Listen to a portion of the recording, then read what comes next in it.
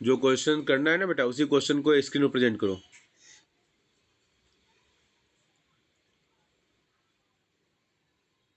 Question number 8 हो गया था ना, क्वेश्चन नंबर 9 करो। 9 और 10 भी हो गया था क्या? देखो जरा। नहीं सर, 9 9 9 है ना। चलो, क्वेश्चन नंबर 9 क्या कहता है, रीड द चलो कोई जरूरत नहीं है इसकी। हाँ, read the following statements carefully. Statement 1, foreign grants in aid receipts don't lead to any claim on the government. ठीक है, पहला क्वेश्चन है क्या, फॉरेन ग्रांट्स इन एड मतलब विदेशी जो सहायता मिलती है ना, don't lead to any claim on the government, मतलब गवर्नमेंट के ऊपर कोई क्लेम नहीं बनता है जो विदेश से सहायता मिलती है, मतलब गवर्नमेंट के ऊपर कोई लाइबिलिटीज नहीं बनती है। दूसरा है disposal, statement 2, disposal of equity by the public sector undertakings in the market may lead to decrease in the assets of the government। ठीक है, disposal of equity by the public sector undertakings, तो जो public sector जो कंपनियां हैं, undertakings जो भी है पब्लिक सेक्टर, सरकारी क्षेत्र जिसको कहते हो, तो इनके द्वारा जो इक्विटी सेल किया जाता है, डिस्पोज किया जाता है मार्केट में, lead to decrease in the assets of the government, तो गवर्नमेंट के एसेट्स में कमी लाती हैं। ठीक है, और आपको चूज करना है करेक्ट ऑप्शन कि कौन सा सही है कौन सा गलत है, या दोनों सही है दोनों गलत है, ऐसा कुछ जो भी ऑप्शन दिया हुआ है ABCD में। करेक्ट है ना, ये क्वेश्चन है ना, क्वेश्चन समझ में आ गया? हाँ, यस सर। तो इसका आंसर क्या होगा पहले अपना बताइए आप लोग, बोलिए। फॉरेन ग्रांट्स इन एड, सहायता, यहाँ लोन नहीं है, पहली बात। करेक्ट ना? सर बी लग रहा है इसका आंसर तो। अच्छा, और विशाल सोचो। कंफ्यूजन है। कंफ्यूजन है, ओके। तो पहली बात इसमें, ये लेसन, ये कौन से लेसन का है? बजट वाले लेसन का है। कौन से लेसन का है? बजट में। बजट में, हाँ, थोड़ा सा मैं अभी अपना ऑन करता हूँ कैमरा, दिखाई दे रहा है कैमरा? क्वेश्चन तुम्हारा हटेगा, वो हटेगा तभी कैमरा ऑन होगा ना, नहीं होगा कैमरा ऑन सर नहीं। पिन कर सकते हैं सर। हैं? पिन कर सकते हैं पिन हो आपको। सकता है, कर दो, पिन कर दो, क्या अरे होता है? आप खुद, बच्चे खुद से कर सकते हैं सर, पिन नहीं से कर सकते। मैं एक्चुअली लिखना चाहता था कुछ, इसलिए कोई बात नहीं, जान दो, ऐसे ही बोलता हूँ मैं। चलो, तो ये सर बजट लिख लो हटा दिया वो। हटा दिया, ओके। अब दिखाई दे रहा है? हाँ, हाँ सर ठीक है।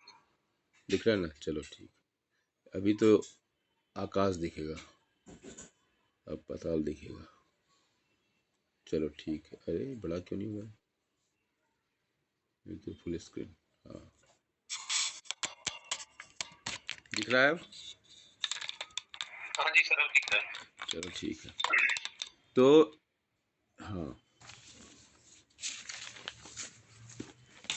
इसी पे लिखता हूँ। तो देखो, ये पहली बात तो है कि क्वेश्चन नंबर 9 जो है वो बजट वाले लेसन का है। ठीक है, तो हम जो रिवीजन कर रहे हैं ना, उसको रिवीजन करने का तरीका अलग ही है। बजट का पहले डिफिनीशन बताइए, डिफिनीशन। ठीक है, क्या है बजट, क्या होता है बेटा, बोलो। सर हमारी एक लिमिट जिससे हम यूज कर सकते हैं। हाँ, लेकिन एग्जाम में तो वैसा नहीं आंसर देना पड़ेगा ना। पहला पॉइंट है फाइनेंशियल स्टेटमेंट ऑफ गवर्नमेंट, पहला पॉइंट। दूसरा पॉइंट, रिसिप्ट्स एंड एक्सपेंडिचर। ठीक है, बोलो भाई। याद आ रहा है कुछ? तीसरा point, in a financial year, that is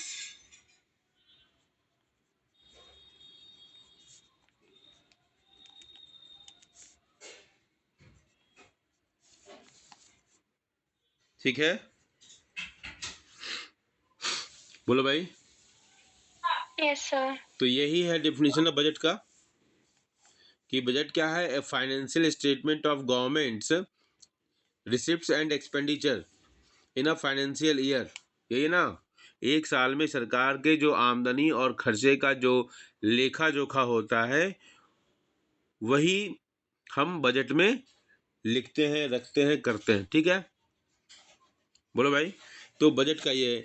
अब जब इसमें दो वर्ड यूज हुए, रिसिप्ट्स और एक्सपेंडिचर, तो बजट में एक तरफ क्या होगा, इसका जब हम फ्लो चार्ट बनाएंगे, ध्यान से देखते जाएंगे, कितना आसान लगेगा आपको। एक तरफ होगा रिसिप्ट्स, क्या हो गया? रिसिप्ट्स, ठीक है। दूसरे तरफ क्या हो गया? एक्सपेंडिचर। बोलते जाएंगे तो मुझे एनर्जी मिलेगी, रिसिप्ट एंड एक्सपेंडिचर। ठीक है ना। पहला देखो डिफिनीशन से ही निकल के आ रहा है, रिसिप्ट और एक्सपेंडिचर का प्रयोग हुआ तो बजट के दो कंपोनेंट बन गए, रिसिप्ट्स होगा, एक्सपेंडिचर। अब रिसिप्ट्स कौन कौन होगा, कोई मुझे बताओ?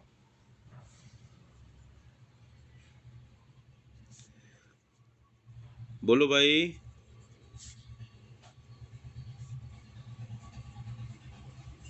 नहीं बोलोगे? क्या लिखा हुआ है? रेवेन्यू रिसिप्ट, रिसिप्ट और कैपिटल रिसिप्ट। हाँ, और इधर क्या है? रेवेन्यू, एक्सपेंडिचर, एक्सपेंडिचर और कैपिटल एक्सपेंडिचर। Capital expenditure. तो यही बजट के कंपोनेंट हैं, टोटल रिसिप्ट्स और टोटल एक्सपेंडिचर। देखो यहाँ यही दो चीजें हैं। अब आते हैं, यहीं से एक कॉन्सेप्ट ले लेते हैं, बजटरी डेफिसिट क्या होता है, कल क्लास में डिस्कस किया था। बजटरी डेफिसिट क्या होता है? Total expenditure minus total receipt, ठीक है, बोलो भाई। तो यस सर। हाँ, तो ये टोटल एक्सपेंडिचर और टोटल रिसिप्ट के बीच में जो डिफरेंस होगा वही क्या कहलाएगा? बजट डेफिसिट कहलाएगा। देखो यहीं से निकल के आ रहा है, ठीक है, समझ में आ रही बात? हाँ जी सर। अच्छा, इसी तरह रेवेन्यू डेफिसिट क्या होगा? रेवेन्यू रिसिप्ट्स और रेवेन्यू एक्सपेंडिचर, इसके और इसके बीच में जो डिफरेंस होगा, करेक्ट है? ओके।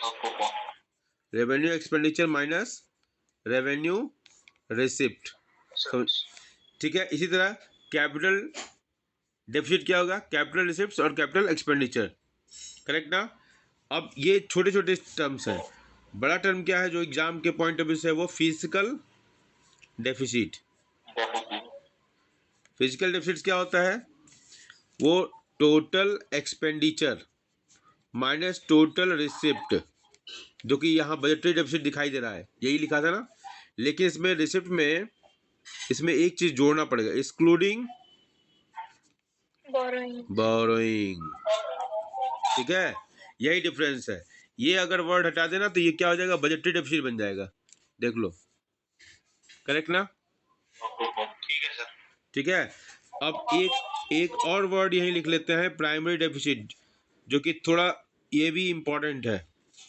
तो physical deficits FD minus interest, हाँ yes, interest payment.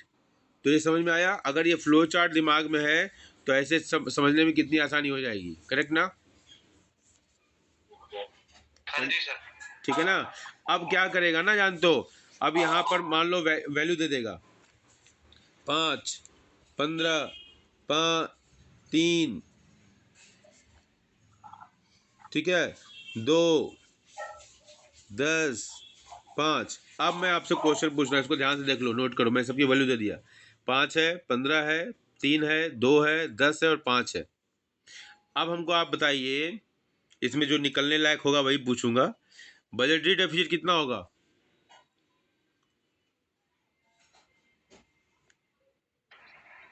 10। Okay, very good. Revenue deficit कितना होगा?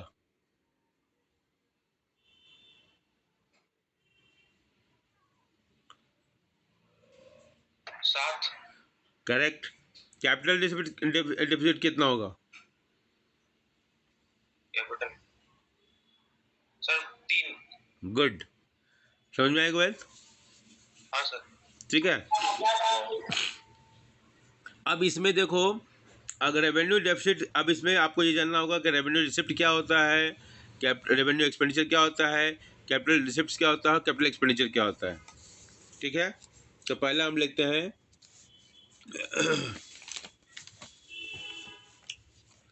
ऐसे घुमा लेते हैं। पहले हम लेते हैं रेवेन्यू रिसिप्ट। कोई मुझे बताओ रेवेन्यू रिसिप्ट क्या होता है? बोलो।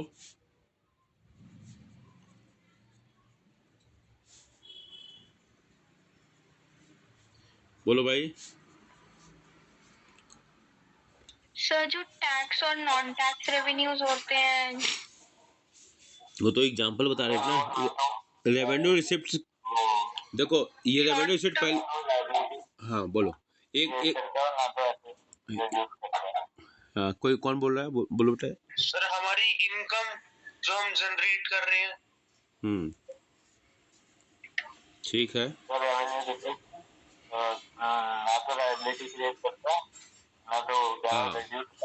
जब यस, देखो पहली बात तो रेवेन्यू जो होता है ना, जो कि इनकम बोल दिए, सही है, वो भी सही है, लेकिन जो डिफिनीशन प्रॉपर है ना, वो अभी शायद अमन नेगी बोल रहा था। हाँ, एसेट्स और लायबिलिटीज के टर्म में बोल रहा था शायद, वो शायद जो मैं समझ पा रहा था, तो वही बोलना है आपको, लिखना है। पहली बात तो ये देखो, रेकरिंग इन नेचर होता है, मतलब बार बार होता है। रेकरिंग का मतलब क्या होता है? बार बार, बार बार, अगेन एंड अगेन। समझ में आई बात? Yes sir. Again and again, जो चीज़ बार बार होना उसको हम रेकरिंग कहते हैं। तो आपने बोला सैलरी बार बार होता है, सब्सिडी सरकारें बार बार देती हैं, ठीक है, गॉट अ पॉइंट। तो ये सब क्या है? रेवेन्यू का पार्ट होगा। अब भी हम चर्चा नहीं कर रहे हैं कि वो रिसिप्ट का पार्ट है कि एक्सपेंडिचर का पार्ट है, लेकिन ये रेकरिंग की बस बात करें तो ये रेवेन्यू की पार्ट है। रिसिप्ट अभी थोड़ी देर के लिए भूल जाओ। तो रेवेन्यू में जो कुछ भी होगा उसमें बार बार वो घटना घटेगी। पैसा देना हो या लेना हो, बार बार होगा। टैक्स बार बार, ठीक है ना? बोलो भाई। अब आते हैं एसेट्स और लायबिलिटीज, दो टर्म यूज होंगे, एसेट्स एंड लायबिलिटीज। तो अकाउंट्स के बच्चों को एसेट्स और लायबिलिटीज समझने में दिक्कत नहीं होती है। आपका, आपके पिताजी के द्वारा बनाया हुआ मकान, बिल्डिंग एसेट्स है कि क्या है? एसेट्स है। आपके पिताजी के द्वारा लिया गया लोन क्या है? लायबिलिटीज है, ठीक है। तो एसेट्स का मतलब क्या हुआ, दिमाग में बैठाने के लिए, आज, कल और परसों, ठीक है, चूंकि जीना है बरसों। समझे बात? ये इस तरह का जो भी नेचर होगा, आज कल मत लिखो, कल, आज और कल ऐसे लिखो। कल पिताजी ने बनाया, आज रह रहे हो तुम मकान में, और कल नेक्स्ट जनरेशन रहेगी। तो कल, आज और कल, ठीक है, जो काम करे वही हमारा एसेट्स है। करेक्ट ना? बोलो भाई। हाँ जी सर। तो ये जो नेचर होता है वो हमारा एसेट्स का होता है, ठीक है। तो मतलब एग्जाम्पल के साथ देखना, ठीक है। तो अगर हमारा कोई भी एसेट्स क्रिएशन हो रहा है, ठीक है, या लायबिलिटीज में रिडक्शन हो रहा है, या लायबिलिटीज बढ़ रही है, कुछ भी हो, एसेट्स और लायबिलिटीज ये दोनों रेवेन्यू से कोसों दूर रहेंगे, रेवेन्यू हो ही नहीं सकते, ठीक है। रेवेन्यू में कोई लायबिलिटीज नहीं, कोई एसेट्स क्रिएशन नहीं। ठीक है, बात समझ में आ रही है? ठीक है, ठीक है ना? Yes sir. Yes sir. Revenue में कोई एसेट्स कोई लायबिलिटी काम नहीं है। अब रेवेन्यू रिसिप्ट को याद रखना है तो कैसे? अच्छा, दूसरी बात, अब आते थोड़ा सा कैपिटल लेते हैं। कैपिटल में एसेट्स और लायबिलिटीज का दोनों का योगदान होगा। ठीक है, अब किसमें होगा किसमें नहीं होगा, रिसिप्ट की बात नहीं कर रहा हूँ, केवल कैपिटल और केवल रेवेन्यू बोल रहा हूँ। रेवेन्यू जहाँ होगा एसेट्स और लायबिलिटीज का काम नहीं होगा। ठीक है, कैपिटल जहाँ होगा उसमें एसेट्स और लायबिलिटी का काम होगा। बस इतना ही जहाँ बैठा हो। ठीक है, बोलो भाई। Yes sir. ठीक है, अब देखो, अब हम आते हैं रेवेन्यू रिसिप्ट, और इधर लिखते हैं कैपिटल रिसिप्ट। ठीक है, दो टर्म यूज कर रहे हैं हम, रेवेन्यू रिसिप्ट और कैपिटल रिसिप्ट। सरकार ने, हम जो भी पढ़ रहे हैं सरकार के पॉइंट ऑफ व्यू से पढ़ रहे हैं, अपने पॉइंट ऑफ व्यू से नहीं। सरकार ने क्या किया? सब्सिडी दिया। अरे सब नहीं, छोड़ो, सरकार टैक्स लगाती है ना, हाँ जी। तो सरकार को पैसा मिलता है, हाँ जी। तो रिसिप्ट होगा। Yes sir. सरकार सड़क बनाती है, सॉरी सड़क कर रहे हैं, सरकार को पैसा मिलना है ना, सरकार बोरोइंग करती है। ठीक है, सरकार को पैसा मिल रहा है ना, लेकिन इसमें क्या हो रहा है? इसमें लायबिलिटीज बढ़ रही है ना, सर लोन है एक तरीके का। तो लायबिलिटीज बढ़ रही है ना। हाँ जी। लायबिलिटीज बढ़ रही है। हाँ। ठीक है, लायबिलिटीज बढ़ रही है ना, तो क्या हो गया? ये लायबिलिटीज बढ़ती है, एसेट्स पर कोई असर नहीं हो रहा है। ठीक है, लेकिन क्या हो रहा है? लायबिलिटीज बढ़ रही है। तो इसमें यूज क्या आता है? आइदर इंक्रीज और डिक्रीज। ठीक है, एसेट्स और आइदर लायबिलिटीज बढ़ेगी या एसेट्स घटेगा। तो यहाँ पर क्या हो रहा है? लायबिलिटीज बढ़ रही है, और लायबिलिटीज सर बढ़ रही है तो अगर ये ऐसा कैपिटल हुआ, रिसिप्ट्स का हिस्सा हो गया। सर हाँ अगर जैसे हमने कहीं से बोरिंग्स ली और हमने उसी से जमीन खरीद दी, तो हमारा एसेट भी बढ़ गया, लायबिलिटी भी बढ़ गई। ठीक है, होता है, ऐसा होता है, बिल्कुल होता है। लेकिन प्राइमरली जो है, आपने तो बोरिंग किया ना, तो गवर्नमेंट जिससे आपने बोरो किया, हाँ, उसके साथ जो डील हुई, तो उसके अकाउंट में क्या होगा? सरकार बोरोइंग कर रही है।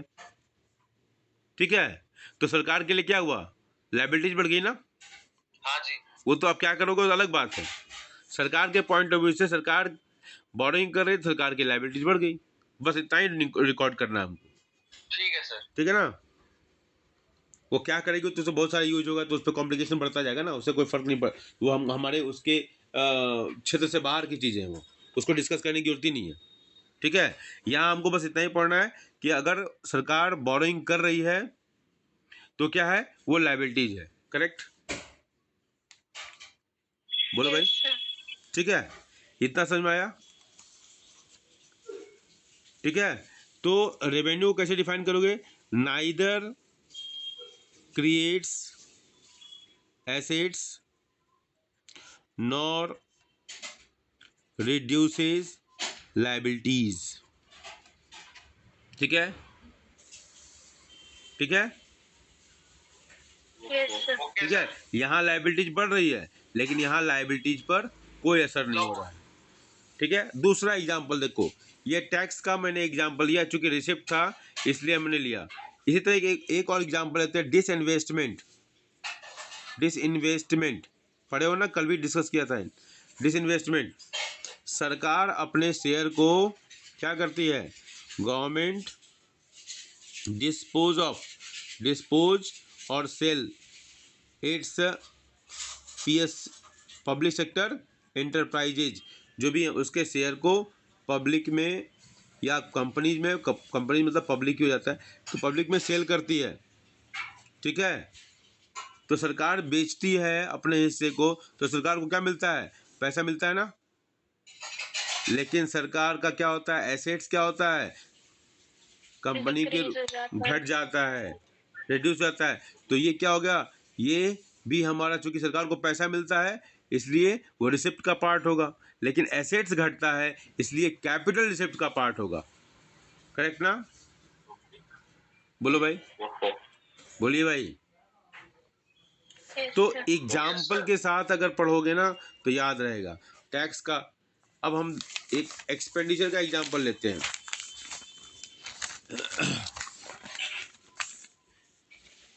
रेवेन्यू एक्सपेंडिचर, कैपिटल एक्सपेंडिचर, ठीक है। रेवेन्यू एक्सपेंडिचर सरकार सब्सिडी देती है, ठीक है। तो सरकार की सब्सिडी देती है, बार बार होता है। पहली बात तो सरकार के एसेट्स और लायबिलिटीज पर असर नहीं पड़ता है। पहले ही बोल दिया है, एसेट्स और लायबिलिटीज पर कोई असर नहीं पड़ता है, ठीक है। सरकार देने और ना देने के लिए स्वतंत्र है। दूसरी बात, कैपिटल में क्या लेते हैं, सरकार सड़क बनाती है, रोड्स, हॉस्पिटल, स्कूल की बिल्डिंग, स्कूल्स। क्या हो रहा है, आगे आने वाली जनरेशन भी इसको यूज करेगी, एसेट्स बढ़ गया ना। हाँ, हाँ जी सर। तो सरकार ने क्या किया, खर्चा किया, खर्चा किया तो क्या हुआ, एसेट्स बढ़ गया, ठीक है। तो कैपिटल एक्सपेंडिचर में क्या होता है, एसेट्स बढ़ जाता है, एसेट बढ़ जाता है। इसी तरह सरकार लोन देती है, लोन दूसरे देश को दे रही है लोन, तो सरकार का तो खर्चा बढ़ रहा है ना। बोलो भाई। और लोन देने से क्या होता है कि जब उस सरकार को जरूरत होगी तो मिल जाएगा, तो ये एसेट्स क्या हो रहा है, बढ़ रहा है यहाँ भी। करेक्ट ना? Yes, sir. तो यहाँ देखना, लोन देने में एसेट्स बढ़ जाता है, ठीक है। तो ये क्या हो गया, कैपिटल एक्सपेंडिचर हो गया। ये भी कैपिटल एक्सपेंडिचर, ये भी कैपिटल एक्सपेंडिचर, ठीक है। यहां पर कंफ्यूज करने के लिए, आप सरकार दूसरे देश में इन्वेस्टमेंट करती है, इन्वेस्टमेंट, ठीक है। Got point. हाँ जी। सरकार का एसेट्स बढ़ जाता है, तो ये अब यहां पर देखो, interest on loan, interest on loan, interest on loan, ठीक है। सरकार ने लोन दिया तो क्या हुआ, ये नीचे का दिख नहीं रहा। अच्छा सॉरी सर, ठीक है। ये इंटरेस्ट ऑन लोन मतलब 100 रुपया जो दिया ना सरकार ने, खर्च किया, 10 रुपया इंटरेस्ट हुआ, ठीक है। तो 100 रुपया जो इन्वेस्टमेंट हुआ, ठीक है, ये तो एसेट्स को बढ़ाया, या लोन दिया तो एसेट्स को बढ़ाया, ठीक है। व्हाट माइंड, तो ये क्या होगा, ये कैपिटल एक्सपेंडिचर का पार्ट हुआ, ठीक है। लेकिन जो इंटरेस्ट है उसका 10 रुपया, ये क्या है, ये सरकार को मिल रहा है, तो रेवेन्यू होगा, क्योंकि एसेट्स और लायबिलिटी इस पर असर नहीं हो रहा है, रेवेन्यू रिसिप्ट हो जाएगा। समझ में आई बात, ठीक है। और अगर सरकार ने लोन लिया है, लोन टेकन, किसी दूसरे देश से लोन लिया है सरकार ने, मान लो, ठीक है, और 100 रुपया उस पर देर इंटरेस्ट पे कर रही है, इंटरेस्ट पे, तो ये क्या हो जाएगा, रेवेन्यू एक्सपेंडिचर हो जाएगा। ध्यान रखना है यहाँ पर, इन्वेस्टमेंट एसेट्स का पार्ट होता है, ठीक है, और इंटरेस्ट ऑन इंटरेस्ट या इंटरेस्ट ऑन लोन, ये क्या हो, रेवेन्यू का पार्ट होगा। सबकी समझ में आई बात, बोलो भाई, समझ में आ रही बात। Yes sir. तो अब क्वेश्चन पर, ये हमने अभी तो ये केवल डिस्कशन हुआ है मुद्दे पर, अब हम क्वेश्चन पर आते हैं। क्वेश्चन नंबर 9 क्या कहता है, अब क्वेश्चन नंबर 9 पर आ जाओ, फिर वापस प्रेजेंट करो क्वेश्चन नंबर 9, क्योंकि आंसर आप ही को देना है, मैं तो कल समझाऊंगा। क्वेश्चन नंबर 9, सर अभी कर रहे हैं। हाँ प्रेजेंट करो, मैं ही प्रेजेंट करूं क्या, कर दिया सर। कर दिया, चलो आएगा अभी। क्वेश्चन नंबर 9 क्या कहता है, नहीं हमारे में तो आप लोग को दिखाई दे रहा है क्या क्वेश्चन, Yes, sir. दिख रहा है. दिख रहा है, मुझे क्यों नहीं दिख रहा है। साहब ने अपने आप को पिन किया होगा।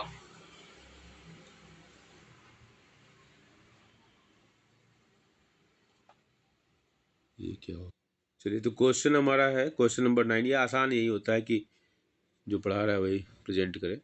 चलिए क्वेश्चन नंबर 9 क्या कहता है, foreign grants in aid receipts don't lead to any claim on the government.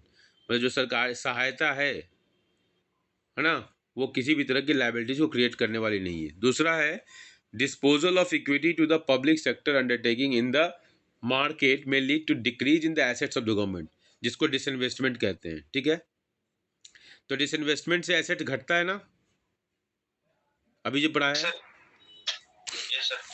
Disinvestment में अभी बताया ना कि एसेट्स घटता है। बोलो भाई। Yes sir. हाँ, तो इसमें क्या होगा, सी स्टेटमेंट अपियर्स करेक्ट ना, both statement 1 and 2 are true, correct. Yes sir. ठीक है ना, बोलो भाई। Yes sir. चलिए क्वेश्चन नंबर 10 कल क्लास में डिस्कस हुआ था, नहीं हुआ था?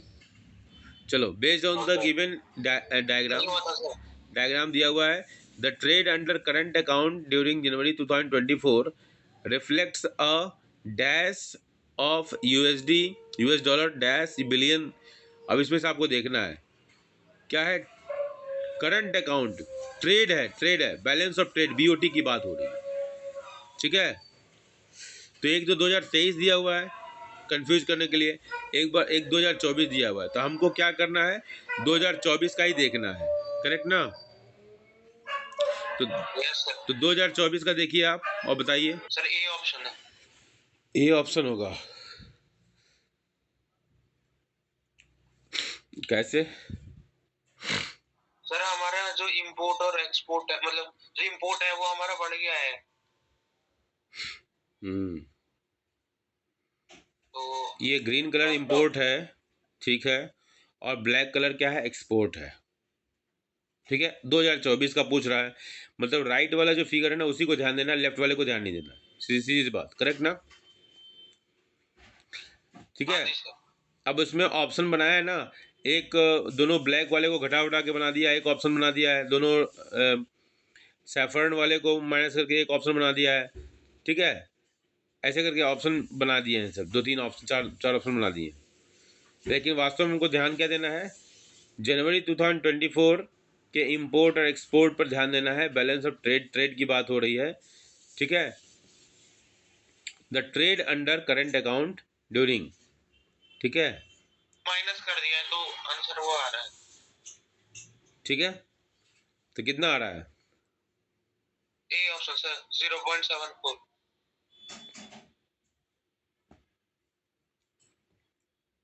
लेकिन देखो यहाँ पर मर्केंडाइज प्लस सर्विस लिखा हुआ ना, ओवरऑल ट्रेड दिया हुआ है, the trade under current account, ये बीओटी नहीं बोल रहा ना, बीओटी नहीं बोल रहा, बीओटी नहीं बोल रहा है। एक मिनट रुक जाओ, एक मिनट मुझे समझने दो, मैं तो अभी दरवाजा बंद करने चला गया था ना। 6 बिलोन्स मर्केंडाइज प्लस ट्रेड बोल रहा है, चलिए बीओटी नहीं है, कोई बात नहीं है। ये कितना आ रहा है, एक मिनट रुक जाओ, मैं माइनस करके देखता हूँ। सर नीचे ऑप्शन दिए हुए हैं। हाँ ऑप्शन है ना, सॉरी वो गलत, दूसरे क्वेश्चन के लिए था, सॉरी। एक minute 70.46 minus 69.72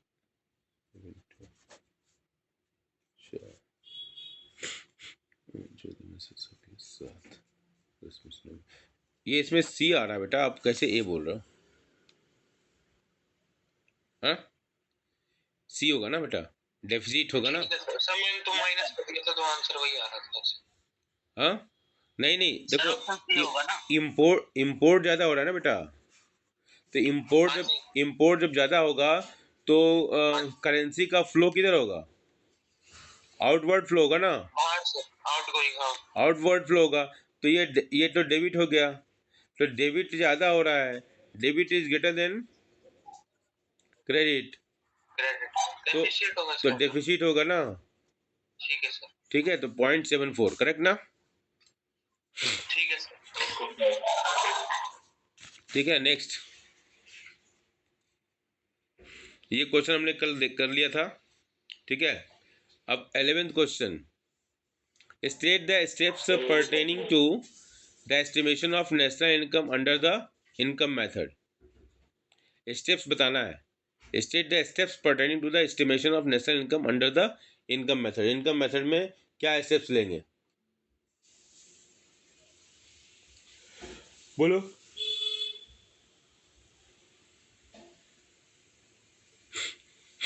State the steps pertaining to the estimation of national income under the income method। बोलिए।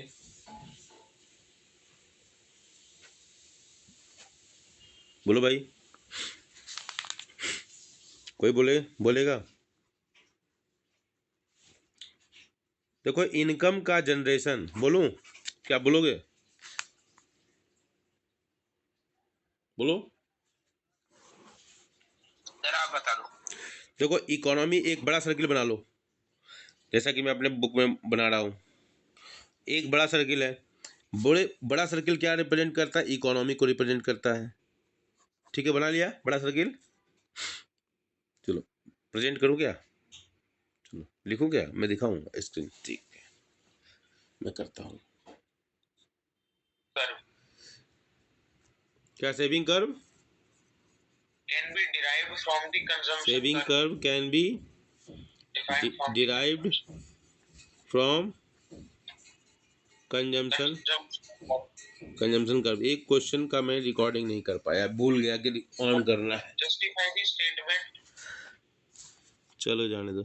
Justify the statement, citing valid points, valid steps, justify the statement क्या है, सिटिंग वैलिड स्टेप्स, सिटिंग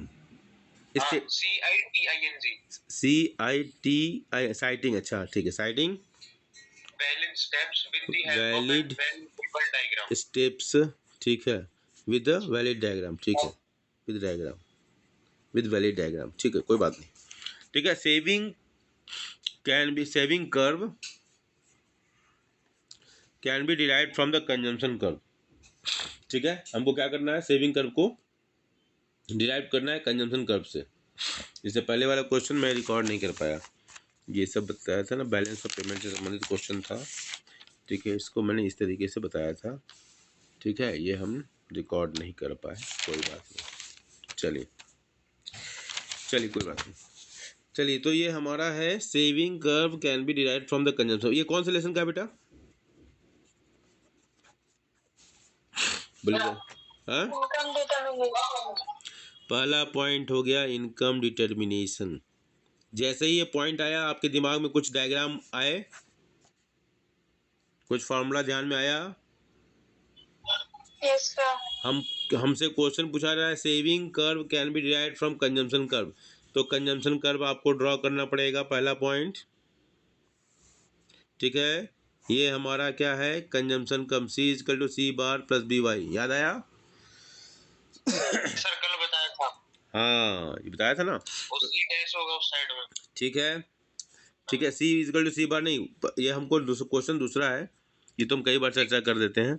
ठीक है, तो C क्या है, ये C बार हो गया।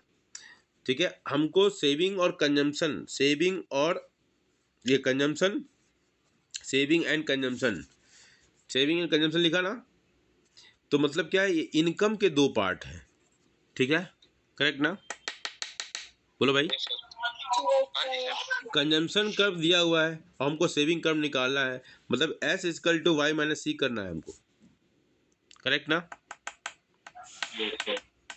हाँ जी, और हमको दिया हुआ है Y minus C bar plus BY।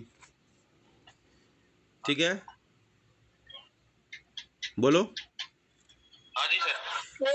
Y plus BY minus C bar, Y common ले लिया, 1 प्लस, देखो समझा रहा हूँ अभी, बता नहीं रहा हूँ, C बार, सर नीचे का नहीं दिख रहा। ठीक है, सब दिखेगा। तो minus C bar plus 1 plus B into Y, ये हमारा हो गया सेविंग कर्व, जहाँ पर C क्या है, डिस सेविंग कह लो, ऑटोनोमस कंजम्पशन जितना होता है उसके जस्ट नीचे, ये C बार है ना, ये जितना ये ऊपर है, ये माइनस उतना ही नीचे होगा, तो ये हो गया माइनस C बार, करेक्ट है। बोलो, y की चर्चा हम किए हैं, देखो y, इसलिए हम y को यहाँ पर ड्रॉ करते हैं, y, ठीक है। ये 45 डिग्री एंगल हमेशा होगा। ठीक है, समझ में आ रही बात। S equal to minus C bar plus 1 plus B Y, ये बी क्या तो क्या है, ये एम पी सी है। चूंकि यहाँ सी है इसलिए एम पी सी है। अगर हम यहाँ ले देते एस प्लस ये एस वाई हो जाता है, ये कैपिटल एस। तो यहाँ एस का मतलब जानते हो क्या होता है, या बी वाई कर दो, केवल बी मान लो, केवल बी लिखते एस की जगह मान लो, तो ये क्या जानते हो, एम पी एस हो जाता है। समझ में आई बात, अंतर। यहाँ सेविंग के टर्म में अगर हम कर रहे हैं, ये क्या हुआ, ये डिस सेविंग है। कौन सा है, डिस सेविंग। ठीक है, हम कंजम्पशन के कर्म में दिखाए तो यहाँ 1 plus B A M P C है। सेविंग के कर्म में दिखाया क्योंकि एस यहाँ पर जितना होता है ना, देखो जितना ये होता है उतना ये होगा। कैसे होगा, Y equal to C plus S है ना, और सी इजकल टू क्या, C bar plus B Y. ठीक है, तो यहाँ पर वाई जब यहाँ पर जीरो है वाई, तो ये क्या हो जाएगा, सी बार प्लस जीरो। तो समझ में आ रही बात, जीरो लेवल पर। समझ में आई बात, बोलो भाई, बोलो। Yes sir. ठीक है, ये जीरो हो गया ना, ये जीरो, करेक्ट ना। वाई अगर जीरो हो गया तो ये क्या हो गया, ये जीरो हो गया, ये बुरा। Yes sir. ठीक है, तो हम यहाँ पर जो होगा एस क्या हो गया, वो इसके बराबर हो जाएगा। किसके बराबर हो जाएगा, एस के बराबर हो जाएगा। जो ये जो पोर्शन है वाई माइनस सी करते हैं ना equal to S, Y minus C equal to S होता है बेटा।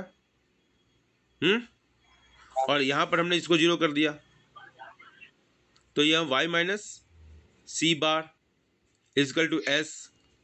ठीक है, तो एस ये जीरो हो गया, तो जीरो माइनस सी बार, तो S equal to minus C बार। ठीक है, तो यहाँ पर देखो एस, ये हमने डिराइव किया। हम आपको क्या समझाएं यहाँ पर कि देखो एस का जो कर्स है वो कैसे निकलता, सी से ही निकलता है। ये हमने मैथमेटिकली दिखाया। ठीक है, ये हमने मैथमेटिकली दिखाया। अब इसी को आपको क्या करना है, दिखाना है कर्व के माध्यम से। ये समझ में आया ना, बोलो भाई, कि कैसे निकलता है। ठीक है, ठीक है। अब देखो, अब इसको डायग्राम बना के देखो। पहले हमने डायग्राम बनाया था पहले भी। यहाँ पर हम क्या करेंगे, इसी को एक्सप्लेन कर देना है। ये हमने ओ, ठीक है, ये 45 डिग्री की लाइन ड्रॉ किया, इसको एक्सप्लेन कर रहे हैं। देखो 45 डिग्री की लाइन ड्रॉ किया, ये इनकम की लाइन है। ठीक है, ये सी ओ ए ले लिया मान लो। ठीक है, ये और ये हमारा क्या है, C is equal to C bar plus B Y, ये कंजम्पशन कर्व है। ठीक है, बोलो भाई। Yes sir. ठीक है, और यहाँ, ठीक है, इसके बाद हमने यहाँ पर एक पॉइंट ले लिया, सी ले लिया, कोई पॉइंट मान लो। ठीक है, बोलो भाई। और जितना ये ऑटोनोमस कंजम्पशन है ओ ए, उसी के बराबर होगा ये ओ सी। यहाँ से ये लाइन हमने यहाँ पर मार्क किया और एक स्ट्रेट लाइन हमने ड्रॉ कर दिया ऐसे। ठीक है, बोलो भाई। ये सेविंग कर्व का पॉइंट है। कैसे, जैसे अभी मैंने दिखाया, बोलो। और फिर यहाँ से हमने एक परपेंडिकुलर, देखो अब यहाँ पर ध्यान रखना कि जब हमको ये ड्रॉ करना है ना, तो ऐसे ड्रॉ करना ताकि ये इसके ठीक नीचे आ जाए। ठीक है, क्योंकि इस पॉइंट पर ये ब्रेक इवन का पॉइंट है, यहाँ पर सी और वाई यहाँ पर ये बिल्कुल यहाँ इसके ठीक नीचे होना चाहिए। तो draw a perpendicular from this point, इसको ई पॉइंट मान लो। यहाँ से हमने परपेंडिकुलर ड्रॉ किया जहाँ पर C is equal to Y है। जहाँ सी और वाई बराबर होगा, Y is equal to C plus S होता है, ध्यान दो, Y is equal to C plus S होता है। और ई पॉइंट पर क्या है, सी और वाई बराबर है, मतलब Y is equal to Y कर दो प्लस एस, तो एस क्या हो जाएगा, ये इधर जाएगा, वाई माइनस वाई जीरो हो जाएगा। ठीक है, होगा कि नहीं होगा बताओ। Yes sir. ठीक है, तो एस को जीरो होने के लिए जरूरी है कि यहाँ से पास करें। ठीक है, तो ये एस का कर्व हुआ, तो इसके ठीक नीचे होगा, करेक्ट ना। ठीक है, बोलो भाई, यस यस सर। सर। समझ में आ रहा है कि नहीं आ रहा?